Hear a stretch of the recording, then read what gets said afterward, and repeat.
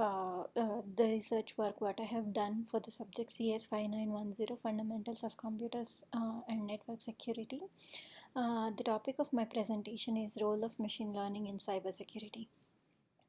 Let's see like how data is generated in our daily life. So with more than 5 billion smart devices and 3 billion internet users, society is highly digitally interconnected. And the data generated by these smart devices is processed and stored by the Internet of Things and other applications. So due to this increase of cyber activity has boosted the cyber attacks each year. Let's take an example of what are cyber attacks.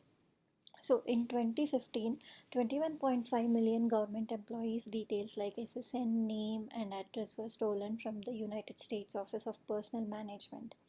In 27, WannaCry a ransomware attack, encrypted the device contents and demanded a Bitcoin. GitHub was also a victim of massive denial of service attacks in 2018. So, what are the cyber attacks that are present in our environment? So, this picture depicts what are the type of cyber attacks and the subtypes in that. So, few of the cyber attacks examples are misuse of resource, user access compromise, root access compromise, web access compromise, malware, and denial of service. Let's see what each type of cyber attacks does. So, misuse of resources. So, in this type of cyber attacks, MTM attack is the very famous one. In this type of attacks, a hacker injects himself between a trusted connection of a client and its server, and then user access compromise. So user access compromise is generally some hacker will be doing network sniffing to access the username and password. And third one is root access compromise. So here, instead of getting the username and password by doing the network sniffing, attackers get the administrator access to the user account. So attacker basically will have all the root access and he can do whatever he want to the system. Fourth one is web access compromise. So in this web access compromise, like we saw in the class, we have injection attack and XSS attack. In what attackers will do in SQL injection is like they will use a malicious string in the predefined SQL command. And in the XSS attack, the attackers insert some JavaScript code with a payload into a different website. Alright.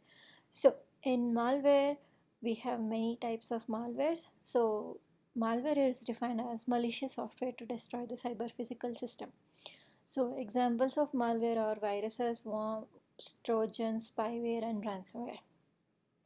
And sixth one is denial of service. The normal operating condition of the system or a network is destroyed using a DOS cyber attacks. That is called denial of service. Okay, so now we have an attack. Now what are we doing to defend it? So few of the defense mechanisms that are present in today's world is the very famous one is intrusion detection system. So intrusion detection system is it can be either hardware or a software or a mixture of both that is responsible for revealing the intrusion from a network log data. The intrusion detection system can be classified into two types based on the purpose and the detection mechanism.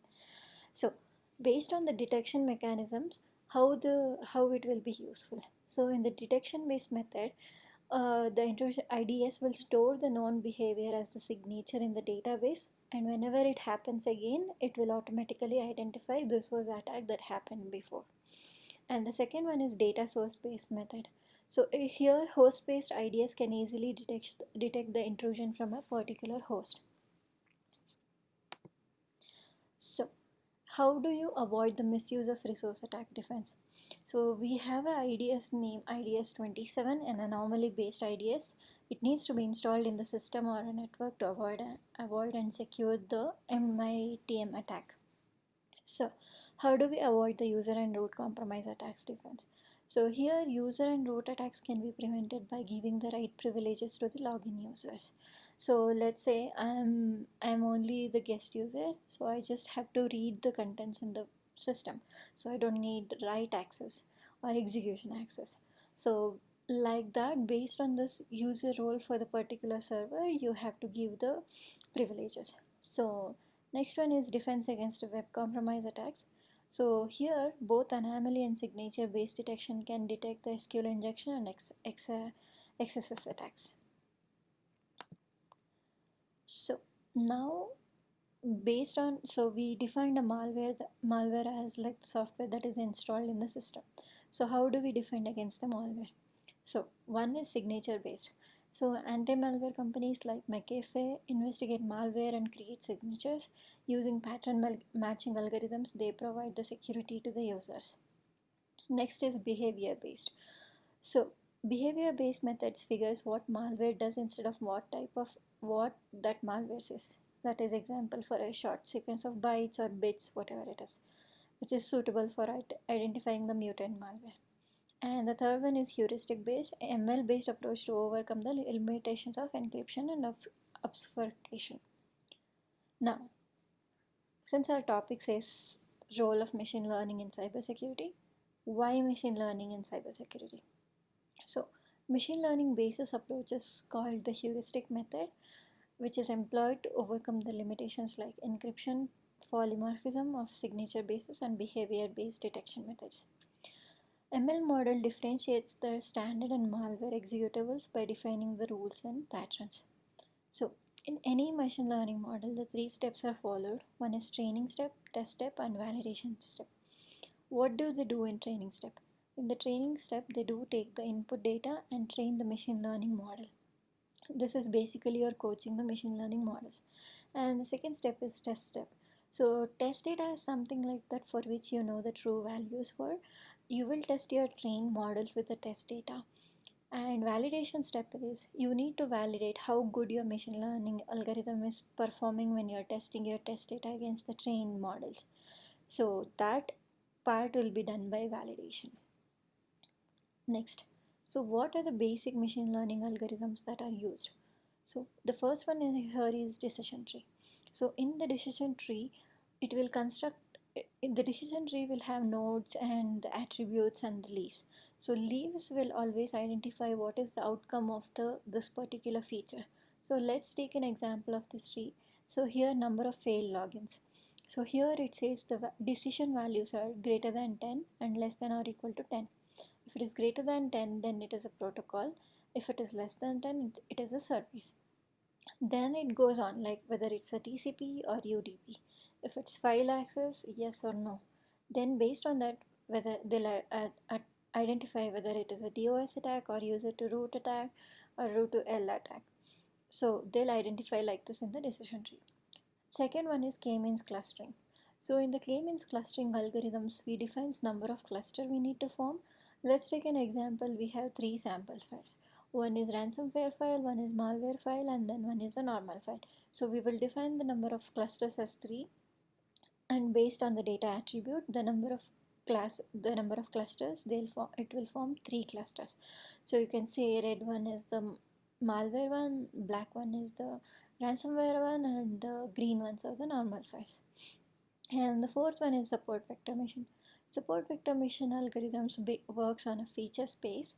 So it will work best when there is a clear difference between the two classes. Here we have two classes, one is blue and red. So it will clear, it will create a hyperplane, it will separate the margin. Higher this difference is, it is better. Now, the fourth one is random forest. So, random forest classifier is something that is called as ensemble methods. It combines multiple decision tree, and then whoever does the majority voting, they'll take it as a final class. So that's why it is called as an ensemble methods. Now, what are the evaluation metrics that are used to validate the machine learning methods? So first, based on the training and testing, the confusion matrix is created. What is confusion matrix? Confusion matrix is a table of values for which you will be noting down all the actual values versus predicted values. Let's say your true data is having something defined as it's a ransomware, and your model is also predicting as ransomware. Then it is considered as true positive value. Like that only, all the true positive, false negative, and true negative are noted. Once these values are noted, we will calculate the matrices like accuracy and precision. So accuracy is considered as number of measurement of the percentage of accurate estimation from the total number of instances calculated, and then we'll calculate the precision. Based higher the accuracy, better the model. So that's how we evaluate our ML models. So the paper which I took, in that the authors have made a survey work on the machine learning models till now, whatever the work is done. So they say decision tree work best when it comes to differentiating illegal activities from the legal activities. It works best when identifying probing user to root, remote to local attacks. And then next one is artificial neural networks. It shows that ANNs are a great help in detecting the multiple attack types like finding software design flaws. The recent area of research in artificial neural network is related to shellcode detection. The third one is k-means clustering. Colin and Jacquins used k-means clustering to find the similarities and dissimilarities between all the national cybersecurity strategies. The fourth one is Bayesian network. The hybrid Bayesian approach proposed by Yadav integrated with the Swarm intelligence scan the mobile's mailbox contents for the spam emails and blocks the spam emails. The fifth one is neural networks. It shows that ANN are a great help in detecting the multiple attack types like finding software design flaws. To identify the attacks and malware like Mirai and Bricker botnets, CNN algorithms are used. So even though with so much of advantage in machine learning models are vulnerable to various security threats. Due to these vulnerabilities, the performance of these models reduced drastically. The steps adversarial machine learning field follow are: identify the prospective vulnerabilities of machine learning techniques both at the training and inference stages. Develop the similar attacks with an evaluation to estimate the impact of ML model, and finally create a countermeasures to improve the security of ML system against these attacks. So since we discussed what are the types of machine learning models, how that can be used in cyber attack defenses. Now, even though there is so much of uses, what is the future work that can be done? The cybersecurity model performance degrades when there is attack. The cybersecurity model created for the ransomware attack will not mainly work for spy-related attacks. So we need to create a generalized mathematical security models by considering a wide range of network infrastructure, varying attributes, attacks, contents, context, and device terminals will critically push the state of art in the cybersecurity. So the conclusion. This research article named Machine Learning in Cybersecurity a Comprehensive Survey did an excellent job scoping, documenting, and testing the principle they laid in their research paper's background. Even though they did a good job, I don't believe that mentioned models won't work exactly the same way for different data or recent data and give the exact accuracies.